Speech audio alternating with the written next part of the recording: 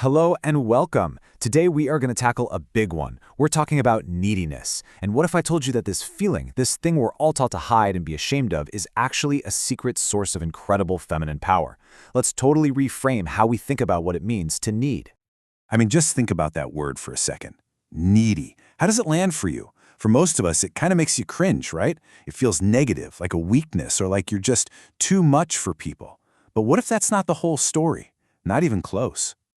And I bet this little voice sounds familiar. It's that constant internal chatter. We treat our needs like they're a bank account that's always overdrawn. We're constantly trying to budget them, minimize them, shrink them down into something more manageable. We tell ourselves we should want less, be less, and of course, need less. So here's our roadmap for today. First, we're going to look at the shame that gets attached to needing things. Then, we'll explore why needing might be totally natural. We'll get into the difference between masculine and feminine kinds of need. Then we'll see how shame actually blocks our power. And finally, we'll talk about how to lean into this powerful frequency. From day one, we're basically taught to see neediness as a character flaw, right? Like it's a bug in our programming that needs to be fixed. The message we get is so clear. Get rid of it or at least hide it. Just whatever you do, don't own it. But what if that's exactly where we've all been going wrong? Yeah, what if that whole idea is just completely backwards? Let's dig into a really fascinating counter-argument. What if needing other people isn't some personal failing, but is actually baked into our design, especially from a feminine perspective? Okay, so check this out. An amazing perspective comes from the creation story of Adam and Chava. Adam, he was created first, right? Into a world where he was totally alone. But Chava, she was created second, into a world where connection, where another person, already existed. This suggests that right from the very start, the feminine was designed with an inherent, totally natural pull towards needing someone else. You can kind of think of it like birth order.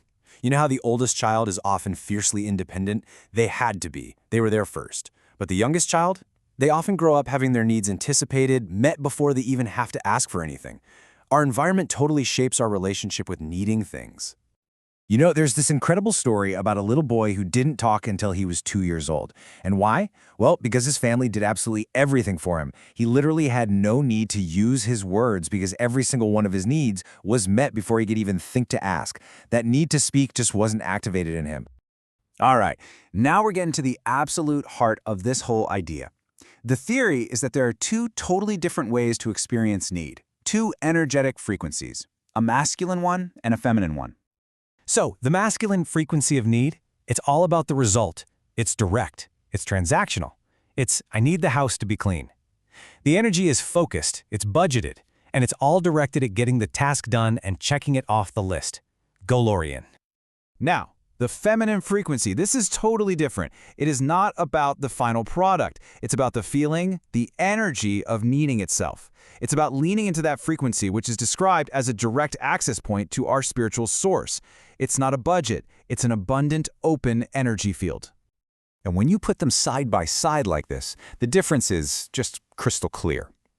Masculine focus is on the goal. Feminine focus is on the energy. One is about get it done. The other is about lean into the feeling. One is a directed, budgeted energy. The other is this open, abundant source. So, if this feminine frequency of need is this incredible power source, why do so many of us feel completely cut off from it? Well, the main culprit, the primary obstacle, is one single powerful emotion: shame. The idea here is that a lack of spiritual connection, a lot of the time, that comes directly from shame. When we feel shame about who we are, or in this case, what we need, we're basically building a wall that cuts us off from that deep, authentic part of ourselves. And here's how this vicious cycle works. First, a totally natural need pops up. But then we immediately jump in and judge it with shame, telling ourselves it's bad or wrong. That shame then slams the door shut on our own inner power. And here's the real kicker. That blockage means we can't even truly receive what we need, even when someone gives it to us on a silver platter. Okay, so how do we break this cycle? If shame is the thing that's blocking us, then acceptance has to be the key. This is all about learning to work with this powerful energy instead of constantly fighting against it. And the practice here is so important. It's not about immediately trying to get what you need. That's the masculine, goal-oriented approach. No, The feminine practice is simply to observe the feeling of needing, to just sit with it. Because the moment we jump into action, we've switched frequencies. The real power is in the observation. And if you need a way to really get this, think about it like this. Imagine you've been fasting all day. You're dreaming of food. But when it's finally time to eat, your stomach is tight and it's actually hard for your body to accept it.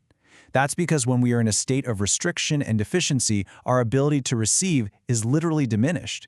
It's the exact same thing with our emotional needs. So, the way forward isn't about forcing or demanding. It's about softening. It's about gently leaning into that frequency of need, creating that access inside yourself, and truly accepting that needing to need is a fundamental pillar of who you are. The whole focus has to be on the energy itself, not on the end goal. And that really just leaves us with this one huge transformative question. We spend so much of our lives thinking that neediness is a weakness we have to conquer. But what if we've had it completely backwards this whole time? What if that deep fundamental feeling of need was never a flaw, but was actually the access point to our greatest, most authentic power?